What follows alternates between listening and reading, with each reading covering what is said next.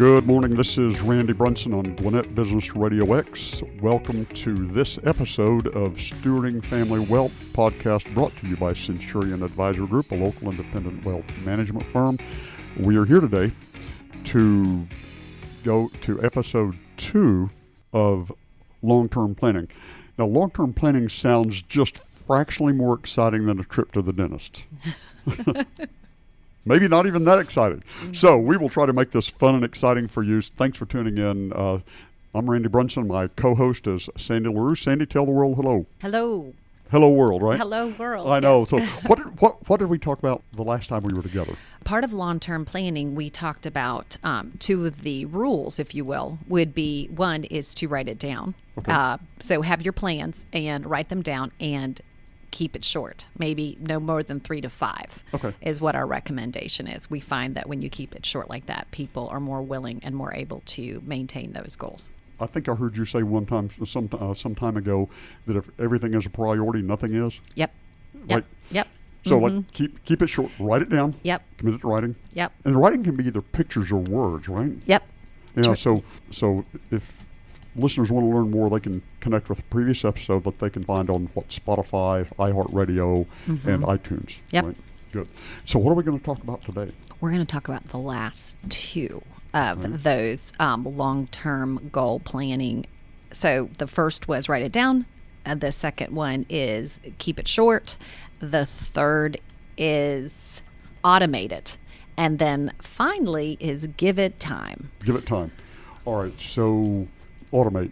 Sounds funny if you talk about just almost you have to be specific, like automate it. I know that we have found that when people automate putting money away, then when it's kind of like when you get paid and you have your 401k money come out, it's almost like you don't even notice it. So you're more likely to get where you want to be financially because you've automated it. So it's exciting at the end of the year or even after a few months to see what you've accomplished. But by automating it, you don't have to always think about it. If you don't automate it, then it's like paying your bills. You may not remember to pay your bill. You may pay it a little late, where if it's automated, it's automatically paid. You don't have to worry about it, and you're moving down towards where you want to be. True. That's true. The concept of automation, it's very easy to do in the financial world because any of us can elect to set money aside consistently and authorize financial institutions to transfer funds from a checking or savings account into another account for long-term wealth building, right? That's very simple to do. In other disciplines, like good health, for example, the automation almost comes in the form of habits, and it's easy to find podcast and other instruction and reading material on good habits, 90 days of discipline, those kind of things.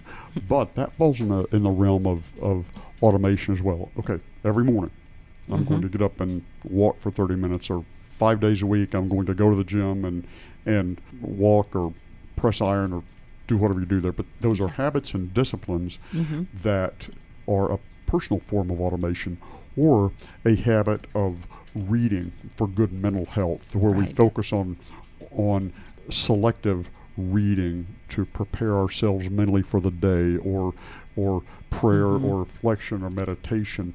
Those are habits, and building those habits into our lives is a form of automation, though. And I think after months and years of that, they can become almost automatic. Okay, this is what I do. This is just the way my life works. Right. Okay.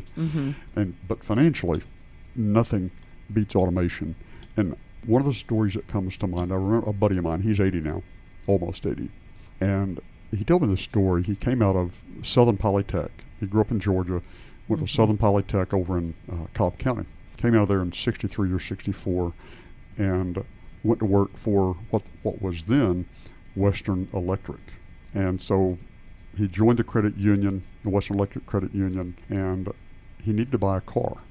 And so he didn't have quite enough money saved up to buy a car, so borrowed the money from the credit union, set it up, $200 a pay period to be paid off in 2 years. And he said it's the last car he's ever borrowed money to buy.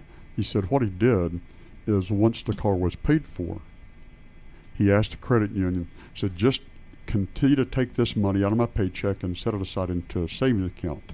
He automated a savings habit okay, which intrigues me. There's this concept that intrigues me. The concept is that when people have committed themselves to a payment, like a car payment or house payment, okay, they will make that payment, okay. But if the car payment's $500 a month, will you and I, once that car is paid for, continue setting that $500 a month aside into savings so that we can buy the next car, or does it just get absorbed into this miscellaneous random cash flow that comes in and goes out without any intentionality on our part? Okay? Yep. So what he did, and that habit, that automation of that habit, has served him very well. Yes. He's a client. I don't know what his financial statement looks like. It served him extremely well.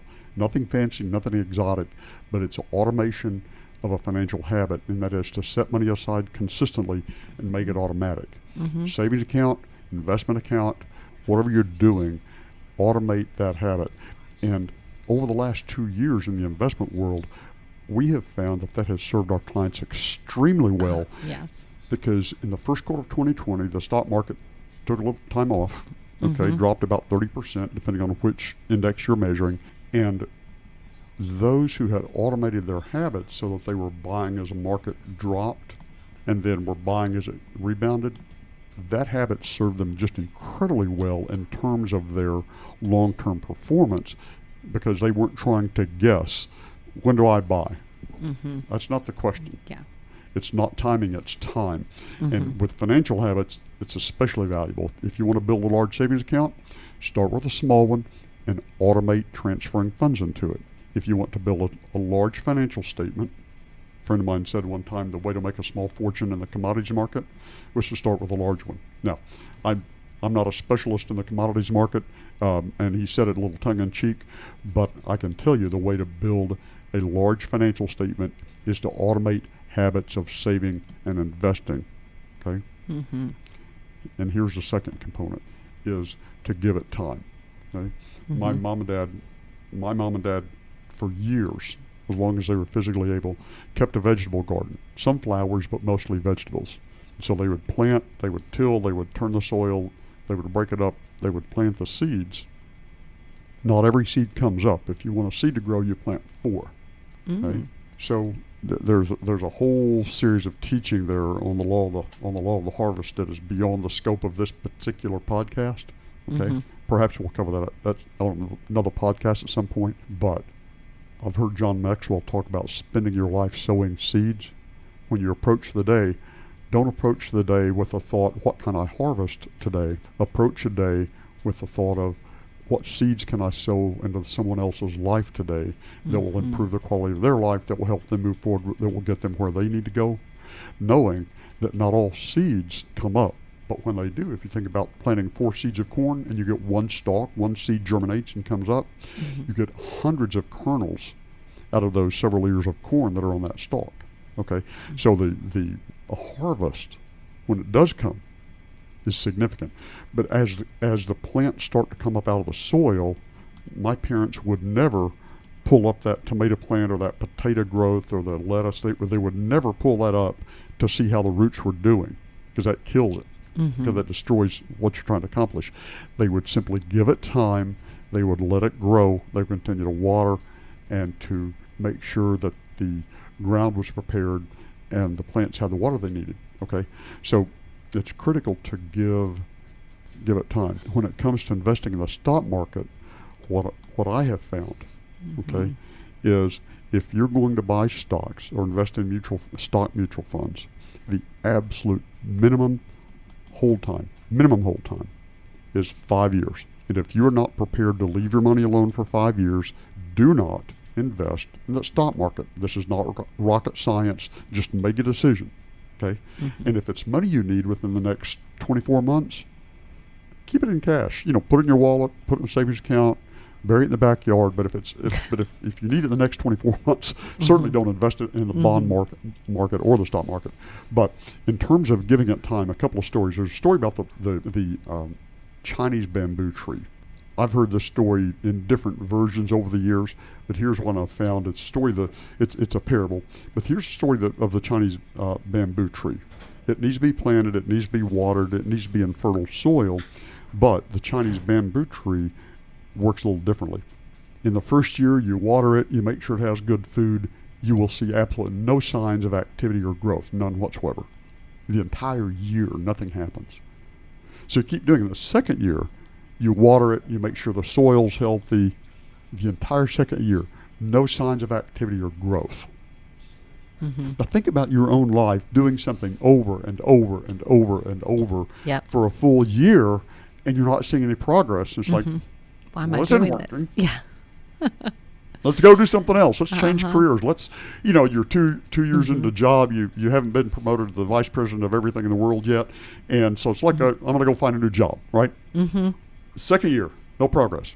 Third year, even the fourth year, the Chinese bamboo tree, you make sure the soil's healthy, you water, you tend to it, you take care of it, nothing. Now, most of us, after 4 years of specific activity in one direction, all right, we're going to throw in the towel. We're going to sign off. All right, this isn't working.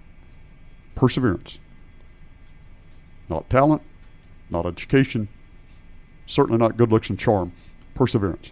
The fifth year, you carry on with the Chinese bamboo tree.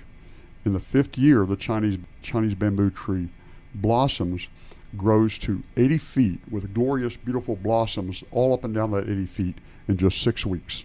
Wow. Okay? Mm-hmm. And so many times, life is like that. Life is like that. Certainly building a financial statement, building a business is like that. I've told this story before. 15 years ago, 16 years ago, I started over. There's a whole story there, perhaps on another podcast I'll tell it, but started over in early 2005, just this business building exercise. Wasn't quite sure what to do or how to get started, and so I decided I would just go meet people. And so I would show up at a Gwinnett Chamber event and master the art of having 60 seconds of conversation and collecting a business card, because in a professional services environment, business card is inventory. And go to an event, 40 or 50 people there, and I had a goal of collecting a certain number of business cards and master the art of listening to somebody for a few minutes, saying, I would love to hear more about your story. I've got to go. Do you have a card? Send an email, give them a call, say, hey, I'd love to hear the rest of your story. And so there was an exercise there in learning to listen, learning to understand. But what I did, 50 weeks a year for 6 years, I would do 20 one-on-one conversations a week, 5 a day, 4 days a week. Cannot tell you how much nasty coffee I've had to drink over those 6 years, from early 2005 until late 2010. But it helped me develop the ability to have a conversation, to listen to stories, so on and so forth. And I've shared that, and the reason I share that is I've shared that with other people, and from the look on their face, that's a price they're not willing to pay. Okay? And it was really just a matter of perseverance and persistence and focused activity. Not unlike setting aside $200 a month for years and years and years and years. Pretty soon, it just gets out of control. You have so much, that kind of thing. So I've got to tell you a story. There's a couple named Rich and Linda. I will tell you this story. Yeah. I will tell you Good this story. About Rich and Linda. The story they shared with us is when they got married, she was about 43, he was about 50. She had a teenage daughter. He had 3 boys that were young adults. Okay? And just because of their personal stories, they were starting over in life, they were starting over in marriage, and they were starting over financially. She was an executive secretary. He was a teacher. They had no money. The dollars had been absorbed by, divorces and children and just some things like that. And, a very common place for people to be, right? But what they did is they embedded some habits. As his boys grew, he was able to set some money aside. He started doing that. She had the opportunity to set money into 401k, and her company also had a stock option plan that she participated in, such that he was able to retire before he was 65, and she retired when she was 64, but in the space of less than 20 years of good habits. They had completely and totally prepared themselves until they were at least 100 years old. Now, that didn't happen the first year they were married, but what they did is they took a long walk in one direction, because I've heard that phrase before. Life is sometimes just, you have to choose to embrace good habits and do it over and over and over again for a long time. The Chinese bamboo tree, 6 years of focus on one activity, what Bill Gates has referred to as 10,000 hours. You've got to do something over and over. And building a strong financial statement or building a successful business is no different. It's focus, consistent execution, and consistent effort over time. The challenge, I think, with that sometimes is sticking to something is it's not always glamorous and not everybody sees it, but you will when you stick with it and you just kind of go on that journey. I just know so many. The funny thing is you were talking about one of our clients that has been putting that money aside and has never stopped in terms of after he paid off the vehicle. We've recently brought on a client that she's young, and her and her husband, and she is doing the same thing. I don't know where she learned it because that is not the habits she grew up with. So this is just something they've embraced and does it as well. And it isn't beautiful or pretty or anything like that. Most people don't know what's going on. So many people want. It's kind of like what you were talking about when you were out there trying to build a business. That day-to-day thing is a lot of people would quit because you're not getting the response, kind of like the bamboo tree. You're not seeing necessarily any fruit yet, but it will come. And I just think that anything worth anything is just takes time and effort and focus, like you said. It does. It really does. It really does. Well, hey, that's all we have for today. We are going to wrap up this episode of Stewarding Family Wealth, brought to you by Centurion Advisory Group, an independent wealth management firm based in Duluth, Georgia, serving clients around the United States of America. You can find us, Gwinnett Business RadioX. You can also find us iHeartRadio, iTunes, and Spotify. Thanks for listening. Talk to you next time.